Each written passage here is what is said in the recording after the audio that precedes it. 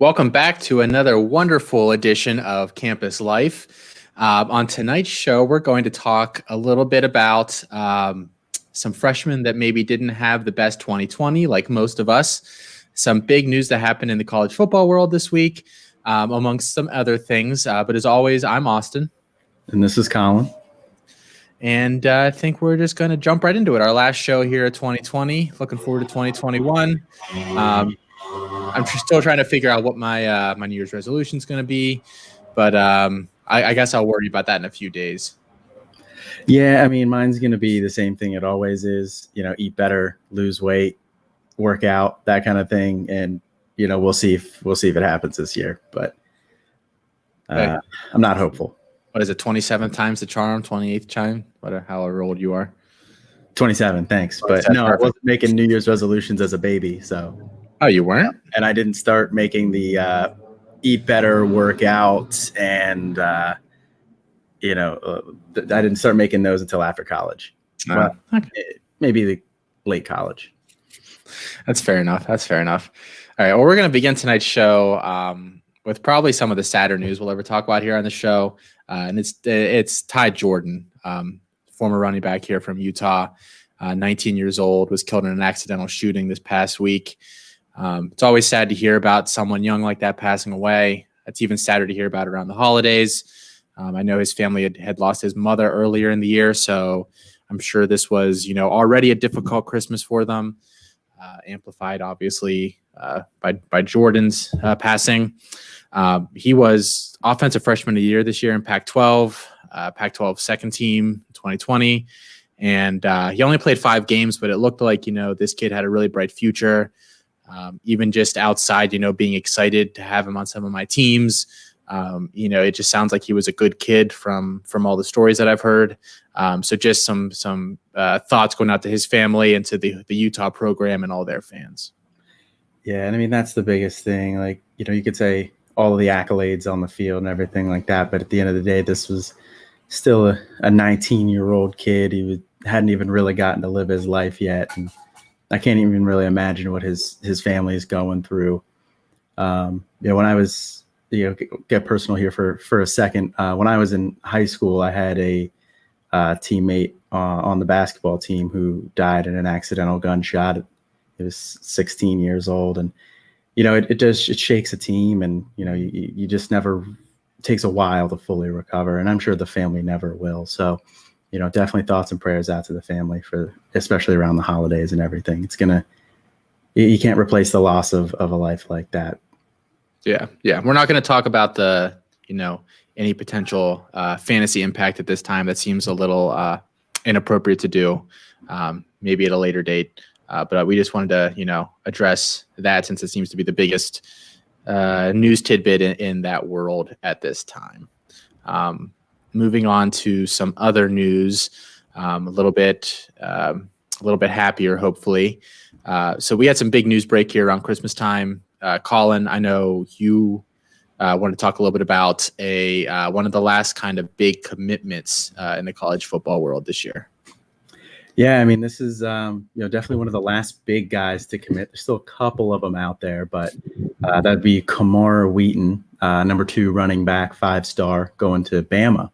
Which is a little bit of a surprise. Oklahoma had kind of been the leading favorite in the room there. And, just makes the announcement, comes out to Bama. And that's going to be a crowded backfield next year with, you got him, you got Trey Sanders there, assuming that it sounds like he's going to be, healthy after his accident and everything like that. You got Jace McClellan there as well, Roydell Williams, Keelan Robinson's going to be there as well. That's assuming Brian Robinson goes as well. He could stick around. So it's going to be a loaded backfield there. But, Wheaton's definitely got the talent there. The first thing that jumps out to you is just great long speed. And, his athletic ability just jumps off the page to you when you watch him. So, that's why he's the number 2. He's got that high ceiling. But I think he does need a little bit of a refinement there. Right now he looks a little bit more athlete than running back to me. He looks to bounce a lot of runs outside. And he was in a outside scheme. The scheme called for a lot of like stretch runs and stuff to the outside as well. But you could tell he knew how fast he was, and he knew he was faster than other people, and he relied on it a little bit more. So I'd like to see him improve his patience as a ball carrier, improve his vision a little bit, and definitely improve his pass catching. There weren't too many examples of that, but he did look pretty natural there. So I like Wheaton, but he's going to be a little lower for me than I think most people, and especially given Bama's history with running backs there. And you have no prep on this, so I want to. I just want to see how you do with this. Do you know who the last running back to start as a freshman was for Bama? Is it a really long time ago? Yeah. Is it Sean Alexander? I mean, that's the only one. But. Yeah. There's none of them in the there's none of them in the Saban era. Saban era there begins in 2007. They have Glenn Coffey, Mark Ingram. Then they go with they have Trent Richardson, but they have Ingram still there too. Then they have Eddie Lacy and Richardson, Yeldon and Lacy. Derrick Henry's here. They have Yeldon and Drake too. So even those huge big name prospects, like Derrick Henry set the high school rushing record for all time there. And it's just, I can't even remember what it is off the top of my head. I should have looked it up, but it's just absolutely insane, the rushing numbers he had in high school. So those guys weren't getting time as freshmen. They weren't starting as freshmen. So I don't see Wheaton being a starter there either. I think the guy that I look for next year is going to be McClellan. He had a lot of production at a big school in Texas. He was a 4-star guy last year coming out, number 6 over RB overall. He's got the size you look for, 5'11", 212, ran a verified 4.57 in high school. And he looked solid this year in his limited work. He only had 23 carries this year, which was behind Sanders before Sanders' accident. But, Sanders looked solid, but McClellan looked real good too. He had a really strong showing against Kentucky, going 10 for 99 and a touchdown. And he has that big 80-yard run that everybody's going to remember. But other than that, still looked really good. So he's the kind of guy that I'm going to be looking out for next year, more so than Sanders or Williams. Now, people might think, maybe Williams is going to transfer. I actually don't think he will, even given Wheaton coming in, because he's from Alabama.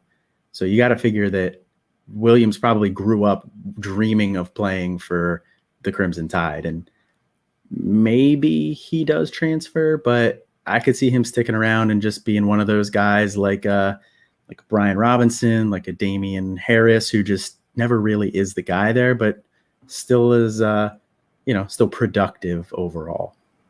Yeah. No, I mean, I agree with you a lot on Kamar Wheaton. I think he's almost like the high school version of Chuba Hubbard, where he's kind of got that upright running style a little bit. He's just, much faster than everybody else. It's pretty obvious when you watch him. I don't think that Bama was the worst place for him to go. Because you lose Harris this year. You presumably lose Robinson, who I actually really like.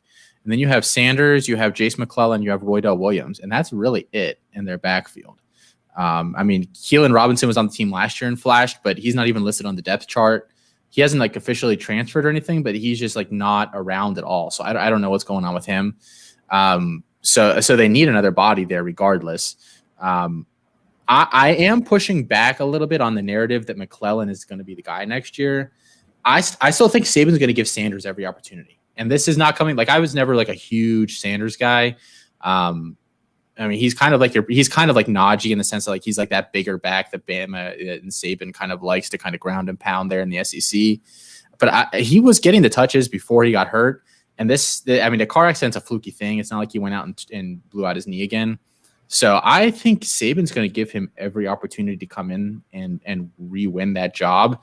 So I'm pumping the brakes on McClellan. I'm not necessarily buying him right now.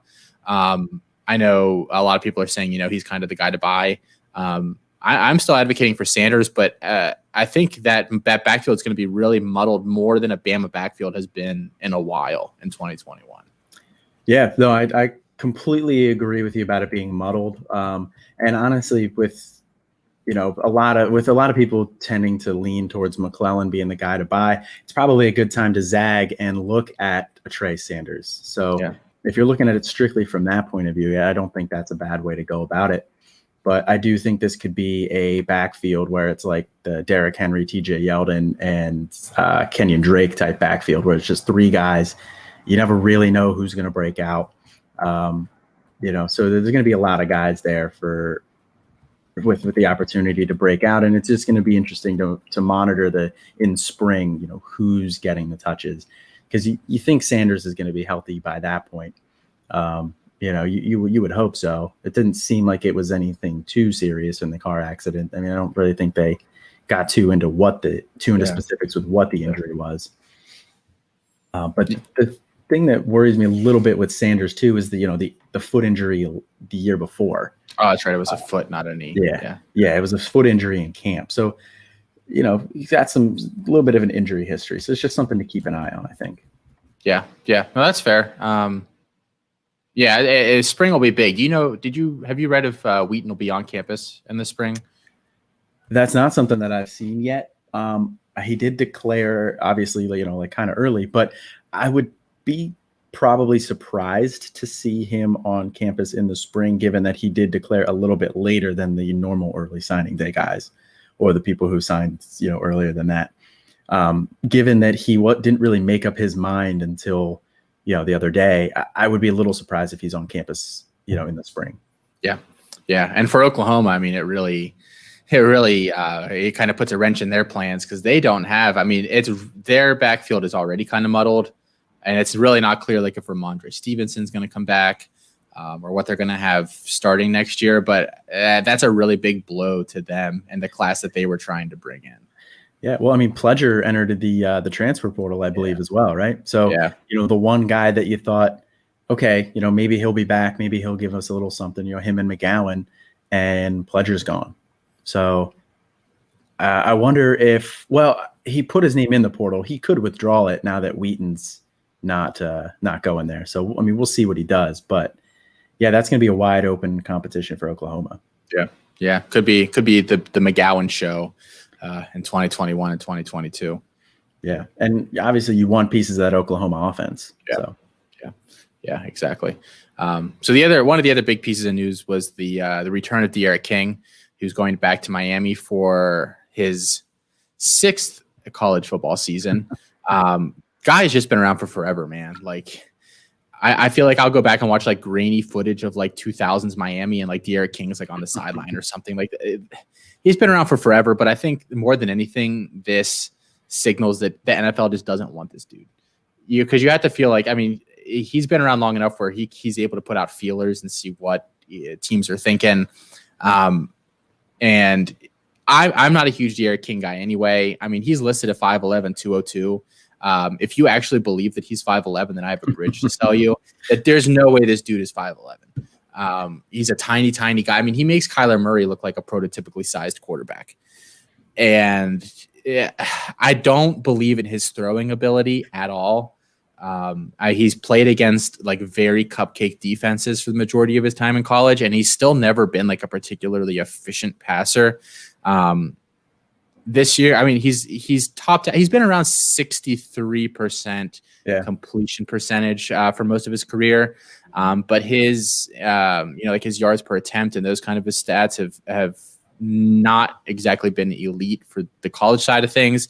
He did have that huge year in 2018 where he had 36 touchdowns and 6 interceptions. But again, it's just not, some very questionable opposition with Houston and the American. It is really nice if you have him on a college side of things because he put up a ton of points this year. And I would assume he's going to put up a very comparable year again next year. But at this point, like if I'm in a Devy league, I'm selling him because I don't think that he's ever going to be anything in the NFL, at least not as a quarterback. And if I'm on a C2C team and I was hoping that he would maybe make it onto my NFL side, at this point, maybe unless I'm competing for a title next year, maybe I'm selling to someone who is competing and wants that kind of final piece. So. Yeah, and I definitely agree with you. If you have the opportunity to sell him right now on your C2C side to somebody who thinks that they're going to be the contender next year, I think you can still get a decent return for him. But I would probably do that sooner rather than later.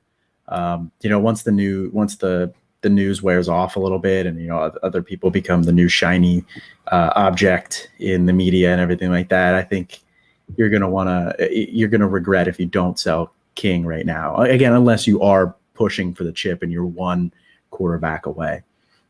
But I really like this for the rest of the pieces on the offense. We saw N'Kosi Perry led offenses a little bit in 2018, 2019, and that's not anything anybody wants to see again. So, I think this is a good thing for the guys who are going to be left over there. Now, their leading receiver, Harley, he's gone likely because he's a senior. You expect Brevin Jordan to probably go pro. He probably should at this point. So you're going to be looking at guys like Mark Pope and D. Wiggins, who I'm not convinced is just T. Higgins with an Afro wig. But it's going to be good for the running backs too in that RPO style offense. Yeah, that's a good point. Speaking of shiny new toys, we want to spend the bulk of this episode.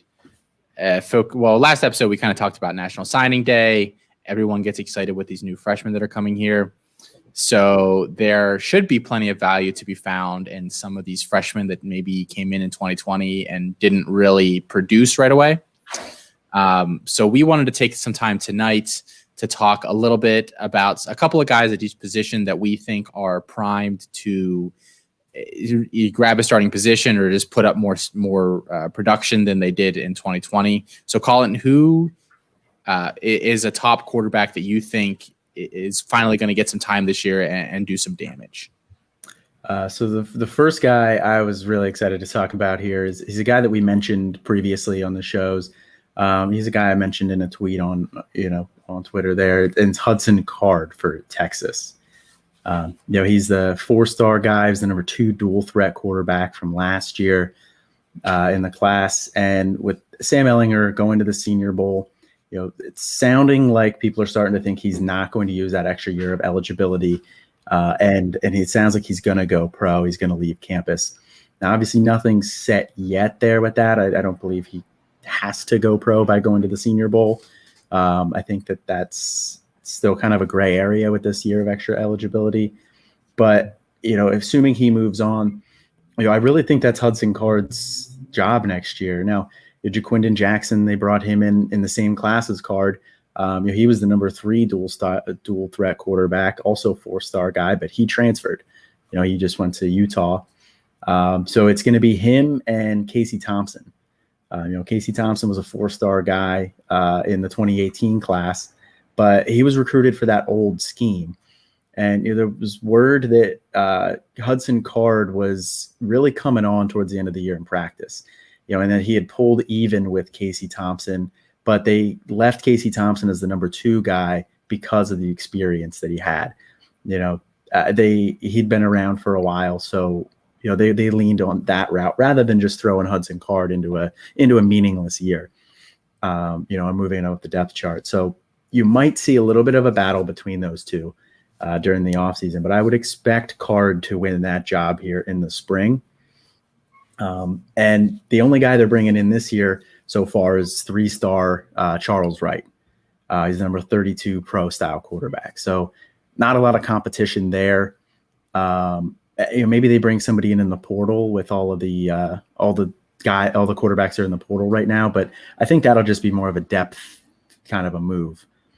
But I'll be really excited to see Hudson Card get his shot because he was a wide receiver in high school until his junior year. He went to Lake Travis High School, which is one of the top quarterback producing schools in the country. So he had to wait his turn there too. So that's not something he's not used to. But when he got his shot, he really blew up. 3,500 yards, 50 passing touchdowns, 600 yards and 9 touchdowns on the ground in 6A in Texas. So that's like the biggest division there in Texas. And one of the things that'll jump out at you right away is just how sudden of an athlete this guy is. His stop-start ability, his quick cuts. He makes people miss when he has the ball in the open field. It's I don't want to comp anybody to anybody here, but it's reminiscent of a Kyler Murray light. He doesn't have that instant acceleration like Murray does, but just the way he's a sudden athlete like that kind of reminds me of that. And also the way he keeps his eyes downfield. I like when he moves around in the pocket, but he doesn't just look to bolt right away. He's a solid, passer overall. So I'm very excited to see, how he does in the spring practices and leading up into the fall here. Yeah, he's a guy. I mean, I was not as high on him as some people were. I didn't dislike him coming out of high school. I thought it was very obvious on tape that he had not been a quarterback for very long. There was a lot of issues that he had that he needed to work on. He's a very odd athlete. You call like a sudden athlete. I thought it was interesting because I thought this showed on tape, and then I saw that he had these measurements. Or he has a 37.5-inch vert, but he only runs a 4.77 40. Which is just very odd. You would think that explosiveness would lead to a faster 40. So maybe top end speed not great or something like that. Yeah. I'm assuming that Ellinger's leaving, like you were saying. I think at this point you would kind of piss off Jim Nagy and those guys over at the Senior Bowl if you go there and play there and then you don't declare. I was actually avoiding Card because I thought at best he'd be a stopgap for Ewers to come in there. But obviously with him going to Ohio State now, there is a lot of playing time available over the next couple of years. So it's gonna be a lot harder to buy Card now than it might have been 6 months ago. But he's definitely worth at least getting the college production out of, because those Texas quarterbacks in that system, they put up some nice rushing numbers, passing numbers, and it's not a strong defensive conference. So I'm with you. I would go out and buy Card. I mean, like I said, I wouldn't spend a ton for him because I'm not sure he's an NFL quarterback. But I think I like him. I mentioned a couple of times on the show, I brought his name up. So he's definitely a guy that I am looking to buy if I don't already own him in a lot of places. But one of the things, he answered one of the big question marks for me, and that was him when he came out. He was 6'2", 179. Which is, and you can see it when you looked at him. He was just so scrawny. And now he's listed on Texas's website as 6'2", 193.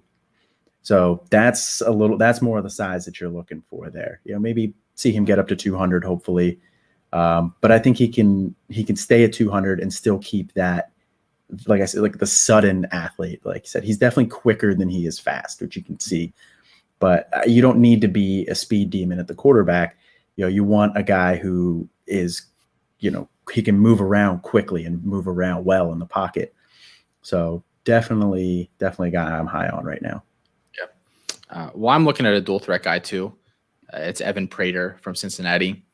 And he was number 6 dual threat kid in the class last year, number 12 quarterback overall, 4-star. He's big. He's 6'4", 192. He looks big on the field. Like, that's not that surprising. He looks about that size. He was Mr. Football as a senior in Ohio, but he got a lot of Power 5 offers. He had offers from Miami, Oklahoma State, Pitt, Louisville, Michigan State, Indiana, a couple other ones too. So it's kind of surprising that he ended up going to Cincy. I mean, he's from very close to Cincy, so it makes sense. But especially doing it before they had this undefeated season, you wouldn't necessarily expect them to bring a kid like that in. He was stuck behind Ritter this year. And I actually thought that he had a chance to push Ritter this year based on what Ritter did as a sophomore. But Ritter looked more like he did as a freshman 2 years ago and had a really good year. And they obviously weren't going to rock the boat with Cincy going undefeated, obviously winning their conference. And then they get to play the Peach Bowl against Georgia next week, which is obviously probably the best season in school history. Ritter himself was pretty solid this year. I mean, he completed about 66% of his passes, a little over 2,000 yards, 17-6 touchdown interception ratio. So he wasn't, lighting it up as a passer, but he was effective enough. And that's kind of how I view Prater, at least at this point as well. I'm assuming that Ritter's going to leave. I think if he's smart, he does. because I don't think he's particularly good. I really don't. He's kind of he's getting a lot more talk around places. I think his arm's overrated. I think his ability as a runner is overrated. And to be honest, his stock will probably never be higher than it is this year after going undefeated. So if he can put in a decent performance against Georgia, I would assume that he's going to leave. And besides Prater on the depth chart, they really only have Michael Lindauer, who is going to be a third-year kid next year. He was a low 3-star. He didn't really have any Power 5 offers. He was really prolific as a high school player, but it was like in Illinois where it's, a bunch of farm boys and stuff. Like it's not like Texas or Florida or, Western PA or some of those football hotbeds. So I think Prater is going to start next year, and I think he'll do pretty well. He really has to develop as a passer. You see flashes of him where he has really good arm strength. 24/7 comped him to Kaepernick, and I kind of see the allure of comping him that way because he's kind of like that big, tall, I don't want to say scrawny, but like lean athlete. But he's not like Kaepernick was just uncannily smooth. Prater is definitely not like that. Prater almost moves more like Cam Newton, but at like a significantly smaller weight than Cam Newton was. So I'm not exactly sure. I'm interested to see how his rushing style from high school translates to college. And yeah, I mean, I like his arm. I think he can throw with anticipation. I think he can throw with touch. I need to see him do it consistently. Getting in a full year this year will probably be good for him, in practice and stuff, getting those reps. So I think I'm skeptical that he's ever an NFL side guy, but I think if he gets that job, he's going to put up an absolute ton of points in college. And with him being at Cincy, I think he gets that G5 discount a little bit. And so he's a guy that I'm probably going to try to buy in most of my leagues this year. Just because I think he's going to be a big producer and he's got that Konami code rushing ability. Right. Yeah, I think that's a great call. I mean, he's a guy that when we had put together our show sheet, I think it was like 2 weeks ago, we were going to talk a little bit of G5 guys, and he was actually a guy that I was going to put on there. So I was glad that you put him on here. That way I didn't feel bad about talking up my guy Card. We could still talk about Prater and give him some love. But yeah, one of the things that jumps out to you with Prater when you watch him is he's got all the physical traits you want. He's got that big arm, like you were saying. He's got a nice fastball with that. He does need to learn a little bit more touch with it. But he's also an elite level athlete too. He was a basketball player in high school. I think he had some D1 offers for that too. So you can see that as well. He moves really well for a guy who's 6'4".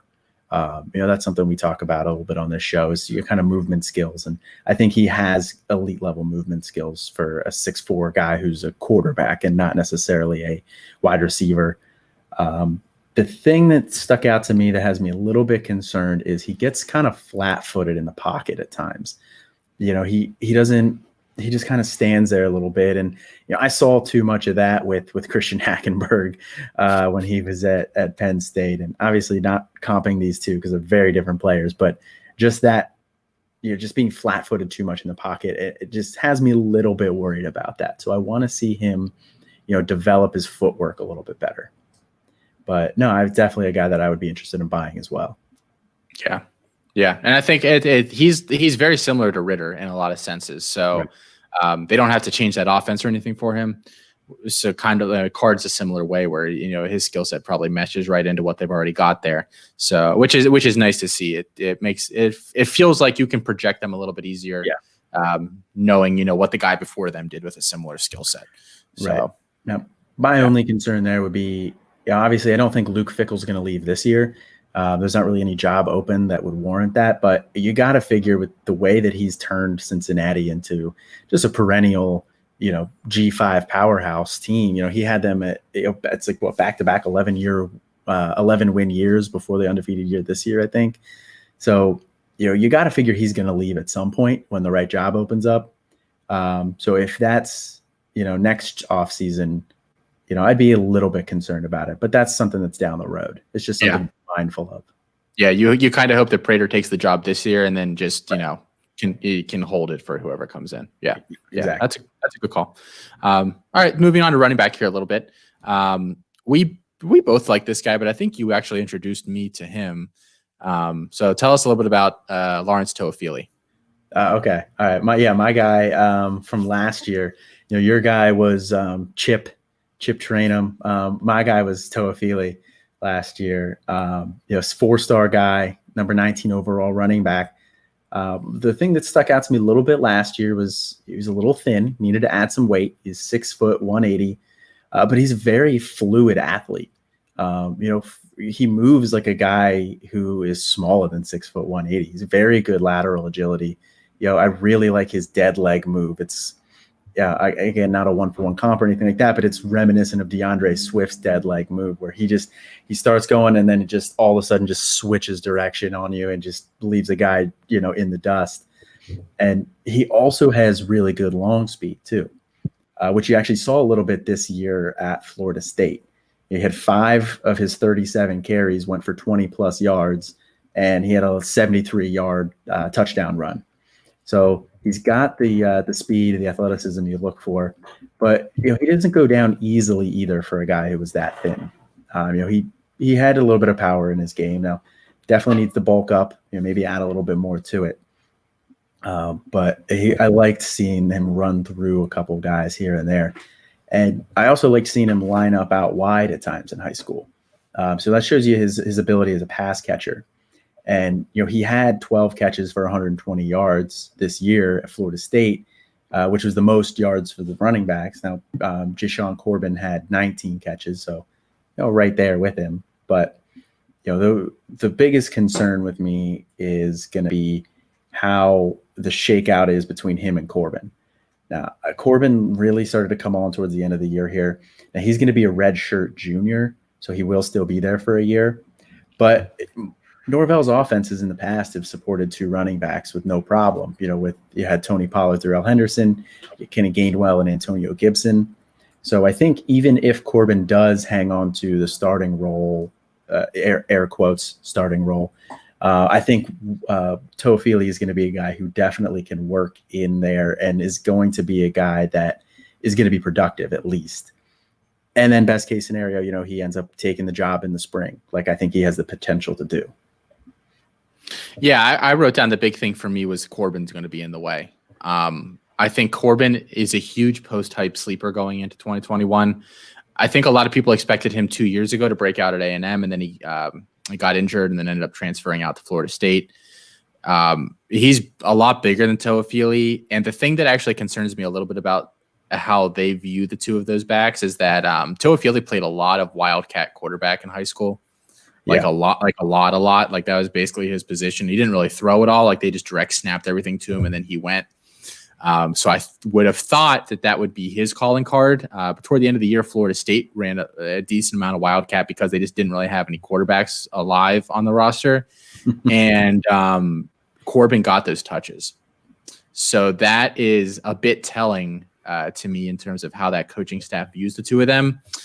But he looked good this year, and I was pleasantly surprised how good he looked because I thought he needed a year. I thought he'd probably redshirt, but that whole team was just a dumpster fire.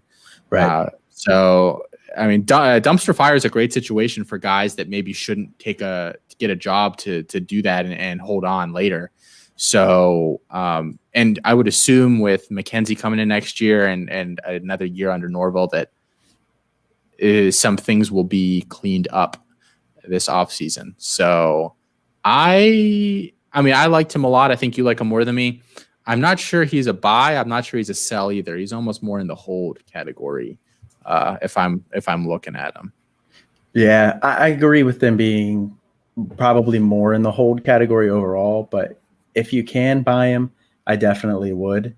Because he was behind. He was third in the team on carries behind Corbin and Ladarius Webb, but Webb transferred, so he should at least be second on the team in that depth chart. So, and like I said, Norvell's offenses can hold 2 guys. So if you have somebody in your league who's looking more at Corbin as the guy there, I think you may be able to get Toafili a little bit cheaper than you will be able to this time next year, or potentially even in the spring, because I do think with, like you said, he was pretty raw as an overall running back because he played a lot of Wildcat quarterback. And this offseason didn't do anybody any favors as far as learning positions and getting prep done. So I think it's really telling of him overall that he was able to step in and be productive in a year like this, coming from a place where he was pretty raw as a running back. Yeah, and it's Norvell. It's one of those things where you just trust that Norvell evaluates the position so well that if he saw something in this kid, that he's probably pretty good. I think it's one of those. Yeah, I'd agree with that. So I put 2 running backs down here on the show sheet, and I think we're going to kind of go back and forth on these 2 guys. So I guess we'll start with DeMarcus Bowman, who isn't necessarily a sleeper because he was a 5-star guy. He was the number 3 running back in last year's class, listed at 5'10", 190. And he didn't break out for a number of reasons. Well, he was behind Travis Etienne, so barring an injury to Etienne, he was never going to really play that much in the first place. But then he, like 3 games into the year, he said he was transferring. He went into the portal and chose Florida rather quickly. And it was one of those situations where he was expected to go to Florida and then didn't at the last minute and wound up going back there anyway. He said, I guess I didn't realize this, that both of his grandfathers passed away at the beginning of the football season. Yeah, and it just made him kind of miss home. And he wanted to move back that way. Because initially it was a red flag for me. I was like, holy crap, any kid that goes somewhere and then transfers out into after 3 games, it's either something's going on behind the scenes or something like that. But seems like as good of a reason as any. So the thing I put him on here, but I'm actually not that sure he's going to break out because I just think that depth chart is just insane at Florida next year. It's a lot of guys that were highly rated, and I'm not even sure that I love any of them, but it's just a lot of bodies for him to have to kind of push through. And just kind of notable guys. I mean, Damian Pierce was the guy this year. He's only a junior, so he doesn't have to come out. I'm not sure if he will or not. I suspect if he's smart, he probably should, because we're really not sure what that offense is going to look like next year without Trask there. But even assuming that he leaves, you still have Malik Davis, who is a prototypical type back. You have Naquan Wright, who's a little bit more undersized, but just a very dynamic athlete. And then you have Lorenzo Lingard, who was also a former 5-star running back that's transferring there. So he has a lot of competition. And Florida's offense hasn't put up a ton of huge numbers for their running backs the past few years. So as I was working through this, these are kind of funny because sometimes they end up being an exercise and you think one thing going into it, then it kind of changes your mind after you read all this stuff. I'm actually not sure I'm buying DeMarcus Bowman. I think I'm selling him. Yeah, no, I completely agree with that actually. And when you put him on there, I was like, okay, this will be a little bit of a back and forth opportunity, pay a little bit of homage to your Devi debate show, your other show that we do. You and I will go back and forth a little bit. Maybe I'll get to impress Felix with my debating ability. Maybe get on there in the off season or something. But you kind of ruined that for me here. Sorry, I took your thunder. Yeah, because I agree with you. I think I would probably be looking to sell him at this point. When he was coming out, he had 5'9", 191, so kind of on the smaller side. But the thing that struck me was he was always looking to bounce the ball outside. He's always looking to run. He was rely on that home run speed that he has, which when he was going to Clemson, and I could see him stepping into Travis Etienne's role and being used in a very similar way, I was like, okay, I think he could definitely be successful there. But now that he's going to Florida, the scheme's different. And like you said, the running back room is so crowded.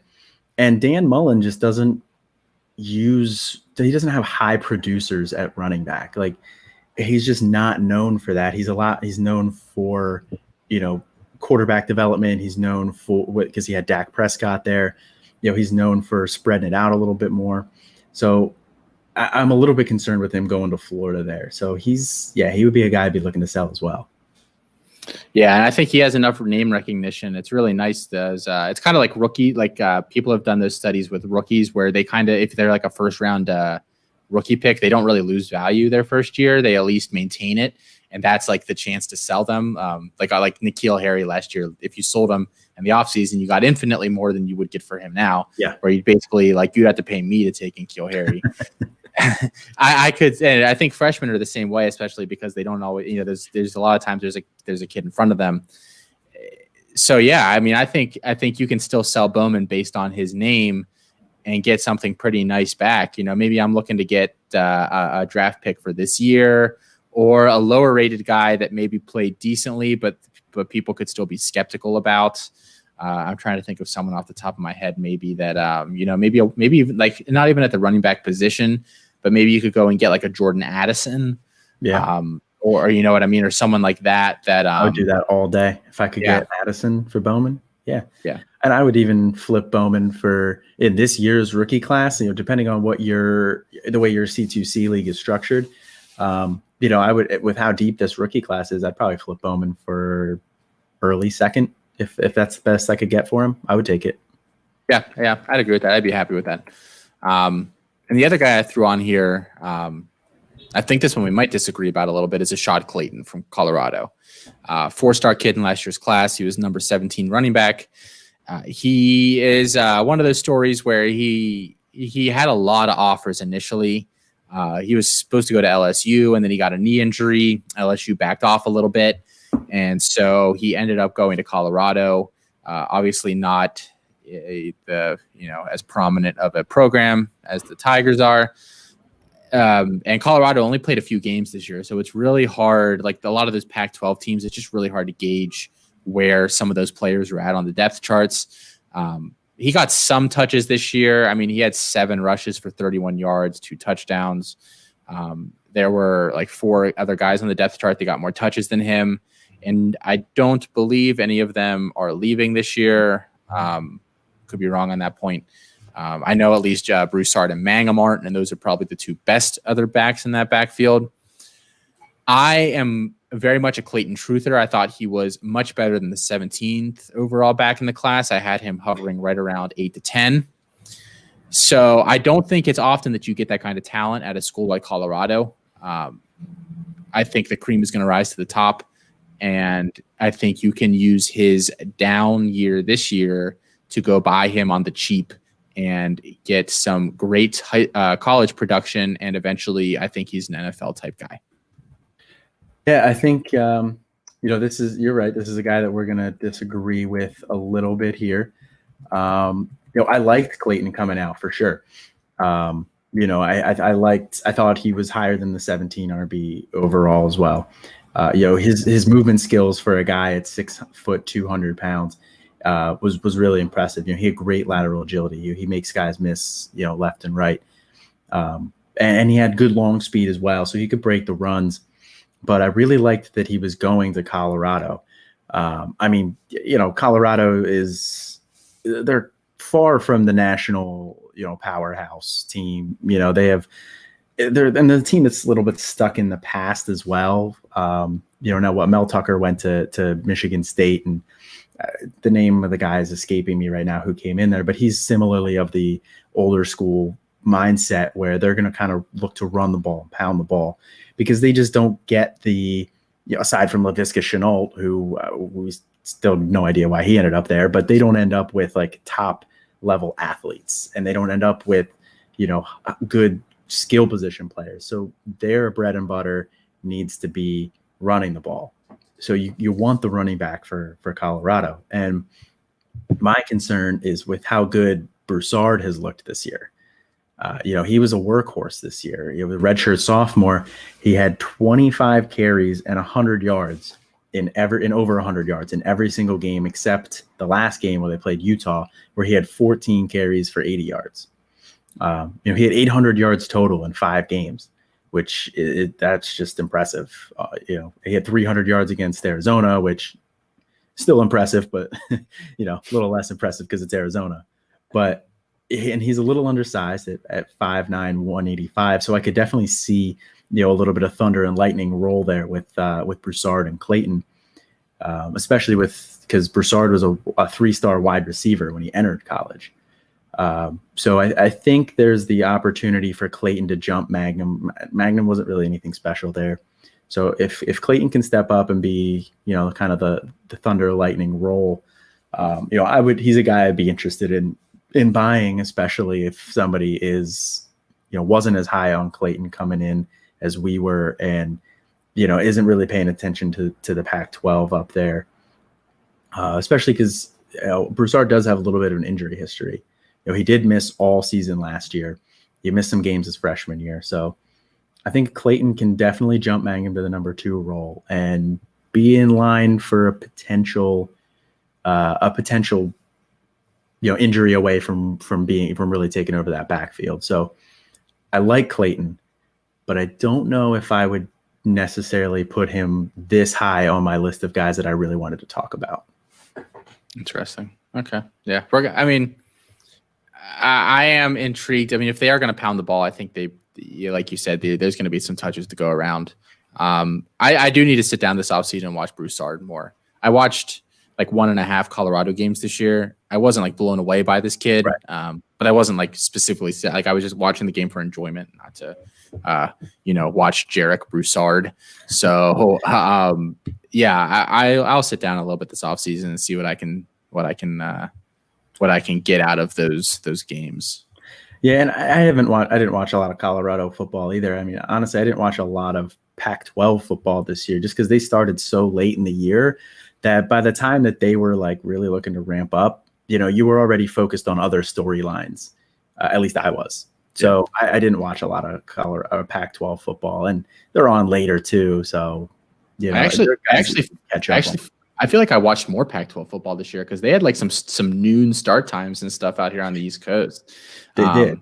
So I think I actually, like, even with only 5 games being played, I think I watched more of it live this year than I have ever.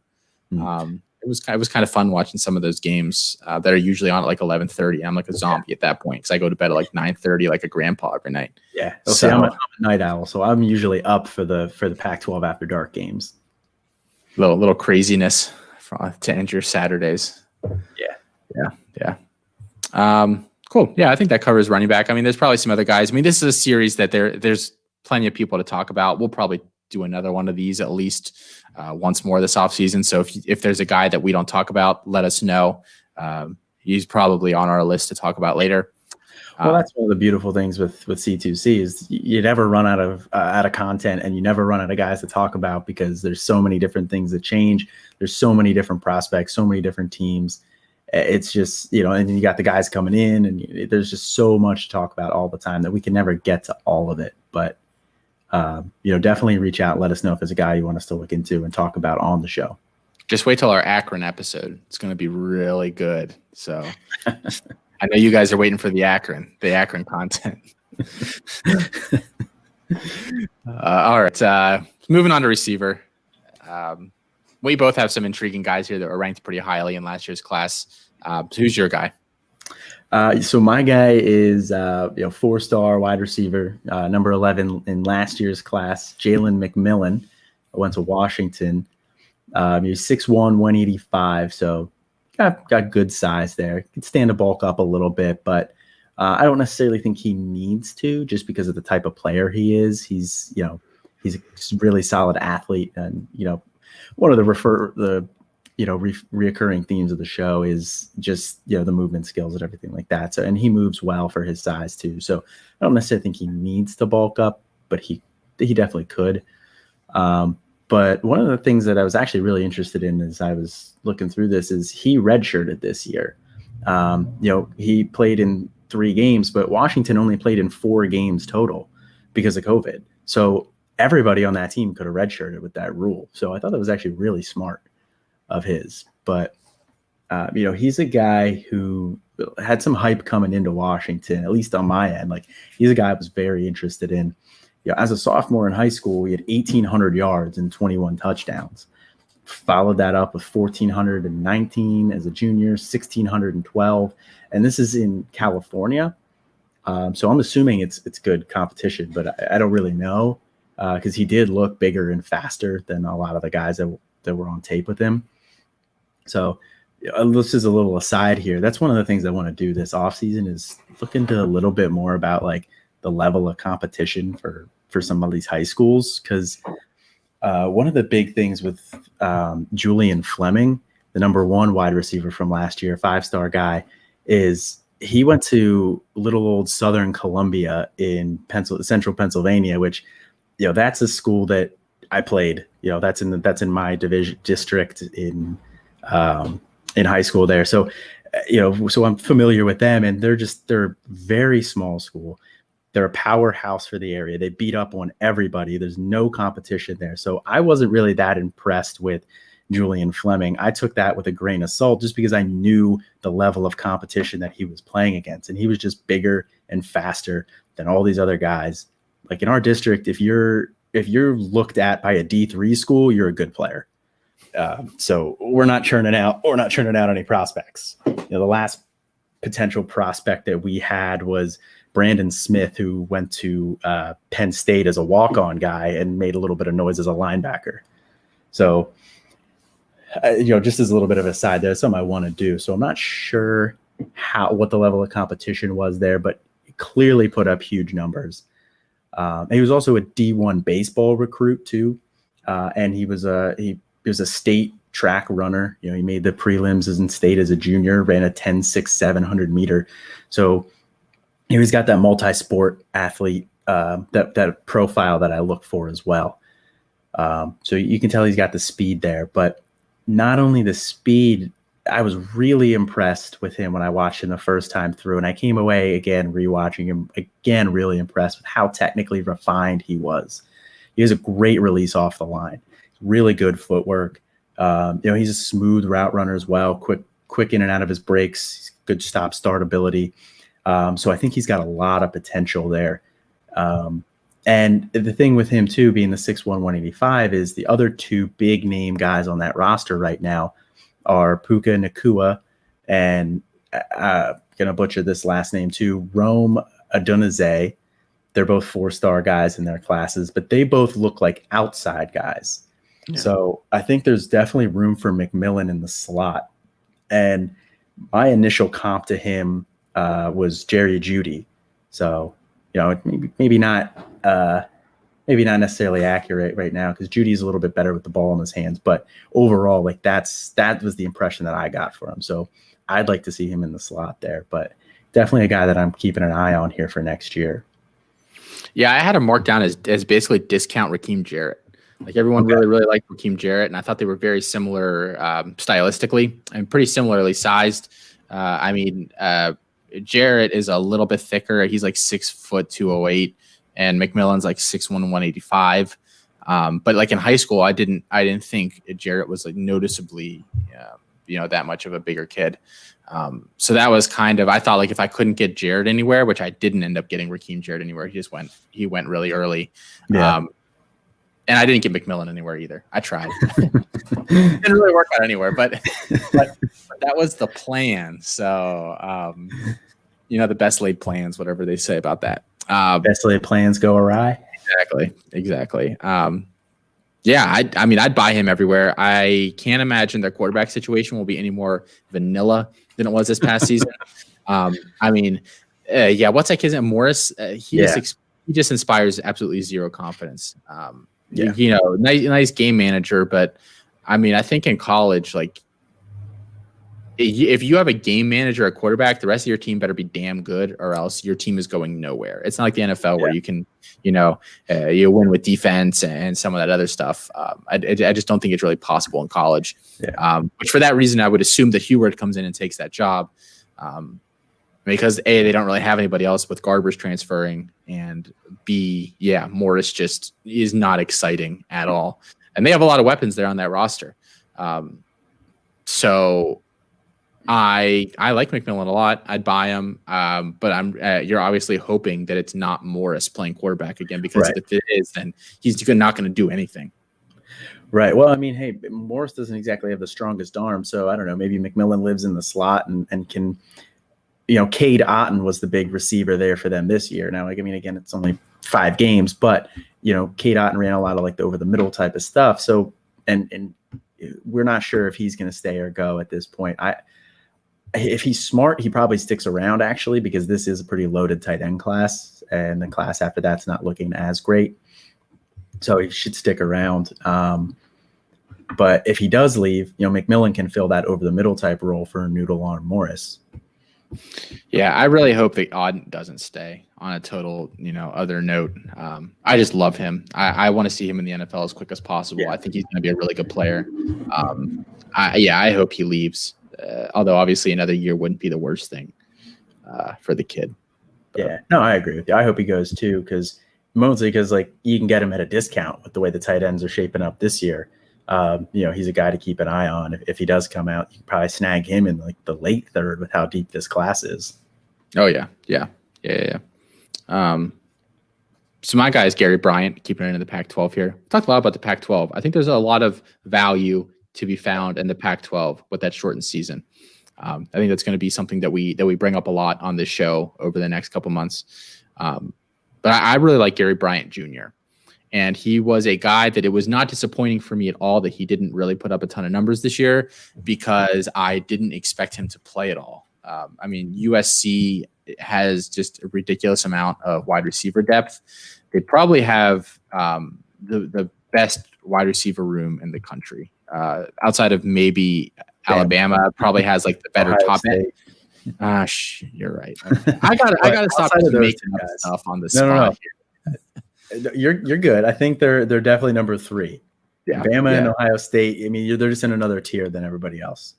Yeah, of the fair. Normal schools. Normal schools, yeah. Everybody else is just hoping they can get a piece of that. He had 7 catches, 50 yards. He was in on some special team stuff. I think that he is the perfect replacement for Amon St. Rob Brown in the slot. They don't really have another guy on the roster that can do that job. So I think just stylistically and everything, systematically, it makes sense for him to just slot right in there. And he's just that profile that I love, where he's kind of that lanky, lean. He's 5'11". He's listed at 5'11". I'm not sure if he's actually 5'11" or not, but he's in that ballpark. He's very quick. He's pretty fast, explosive. And Helton went out of his way to talk him up at every opportunity. I read a bunch of articles just from press conferences and stuff this year that Helton did, where they'd ask him about something else and he'd be like, oh, well, yeah, Gary Bryant's been great in practice, or he's been doing this, he's been doing that, which I really, really like to see. And I think that's usually a telltale sign that a kid is going to do some good things at a school. And I think if we had maybe seen a full season out of USC, we would have seen him, break a couple punts or something and really get his name on the map. So I think that he starts next year. I think that he puts up some really nice numbers with Keaton Slovis there. And I think he is a obvious, rocket ship stock up guy for that 2023 class moving forward. Yeah, and I actually, yet another instance of us agreeing.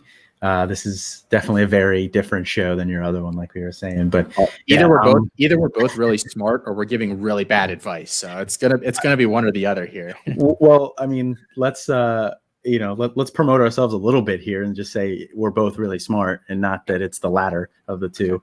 But no, I was a big. I liked Gary Bryant Jr. Coming out as well. He was the number 7 overall receiver, so I'm sure a lot of other people felt the same way. I was very impressed again with his route running ability. Actually, quick release off the line. Again, his very good lateral agility, quick feet. So he's good in and out of his breaks as well. My only concern with him is, again, that 170 weight. He has to add more weight. And if he doesn't, he's not the elite level athlete that you want from a guy that is that small. He's not like a Hill and a Waddle type athlete. He is a little bit more Hollywood Brown-esque athlete. So I'm a little bit concerned with that weight at his current athleticism. Now, again, he's a great athlete, but like I said, he's not that elite level athlete that you would want to see at a guy who's that small. I had read that he put 12 pounds on his senior year of high school. Yeah. I think he's one of those guys that's still filling out a little bit.